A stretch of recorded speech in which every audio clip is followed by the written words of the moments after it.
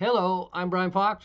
Welcome to I Hate Rock Music, and I can guarantee that this is probably one of the stranger bands that I've ever talked about on this channel up to this point.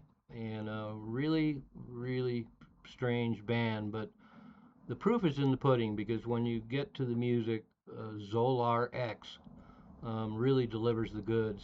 But you have to get past this whole mystique they carried, and so it's kind of interesting to be talking about a band like this. Of course, this is before Kiss and after Alice Cooper and some of the bands that used a lot of theatrics back in the day.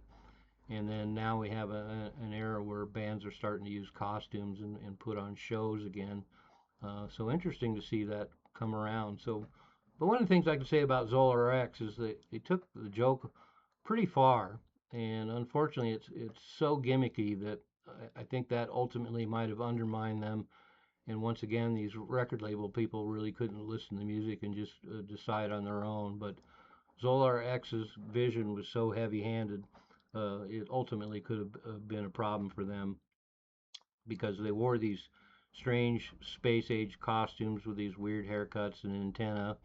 They even developed their own language, and the singer would even do extended mime sequences when they played live. So when you see those costumes and all their equipment all in silver mylar and the like, it's a pretty overbearing image.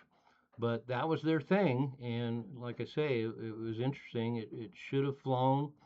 1973, it might have been a tougher sell, but by the time punk and glam moved into the scene, they should have been right at home. And in fact, they're considered LA's first glam band.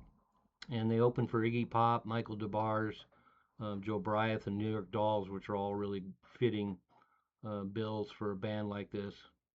And so it's great that some of these people were actually trying to support Zolar X and probably recognize that the music itself was pretty great.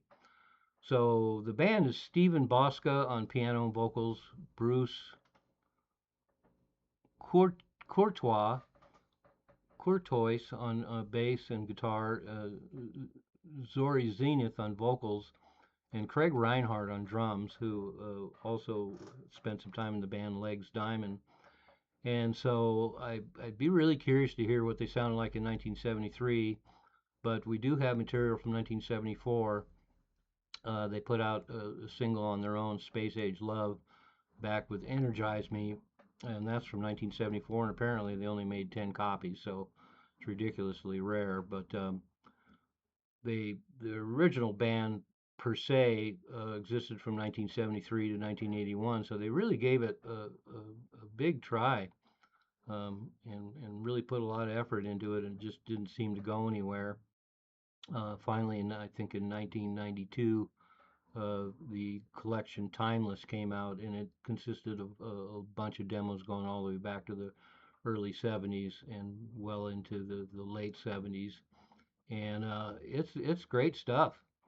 Lenny Kaye wrote a lot about them in Rock Scene magazine. I used to love Rock Scene magazine back in the early 70s because they were one of the few labels that were covering all the new glam bands. And so a lot of these bands coming out of New York, that a lot of them didn't end up getting signed, but they'd get a lot of really good press in Lenny Kaye's Rock Scene magazine. And Zolar X definitely got some press in that magazine, which may or may not have helped them ultimately. But quite a story with the band. From 76 to 1977, they had some lineup changes. And of course, they all had weird alien names assigned to each of them. So I ended up using their real names when I listed off the band. But in 76, 77, they actually recorded a bunch of material with Jim Dickinson at Ardent Studios in Memphis. And then in 1980s, they did some more demos in San Francisco. So there's a lot of material recorded, and 1982's Timeless, and then an expanded version of Timeless came out. There's quite a bit of material. There's probably got to be somewhere between 20, 25, 30 tunes on it. So there's a lot there, and it's all very consistent. So even though it was recorded over a large space of time, there's definitely a consistency of the material, and of course they've since then have reunited a couple of times and released a few more records, and their sound is remarkably intact, even though they're getting older, and they seem to have taken their place in history, even though they couldn't get themselves signed at the time. And briefly, Stephen Bosca had a punk band called the Spies, Rock Bottom and the Spies, that released an EP called Rich Girl that's really excellent too, really excellent punk. So he definitely could have gone into more of a straightforward punk rock direction if he wanted. I'm going to post that below so you can check it out too. The Rock Bottom and the Spies EP is really excellent. But overall the band is kind of a novelty when you see how they look and this whole mystique and persona that they created. Uh, they just didn't get it quite right in a lot of ways. The whole way that someone like David Bowie adopted this stage persona and had this character on stage and this concept just was a little more sophisticated than what ZOLAR X came up with. But the bottom line here is that ZOLAR X's music is really, really excellent. Just really great riffs, really cool songs. It's got that kind of mid 70s, 80s new wave kind of vocal style. But the band is really powerful, great rhythm section. The guitar playing is great, and then all the weird synthesizer stuff really adds to it as well. And as far as glam rock goes, it's probably as ambitious as you could find, and it's really great. There's some kinship to the Sweet, and that's not a bad thing. And I'm just struck at how good the material is. In fact, they have a couple of longer glam mini opera suites.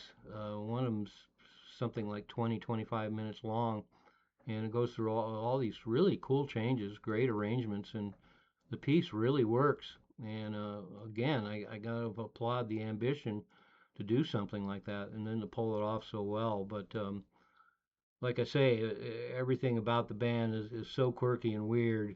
But the bottom line, the proof is in the pudding, and the music is really a blast and really fun and really catchy and really memorable.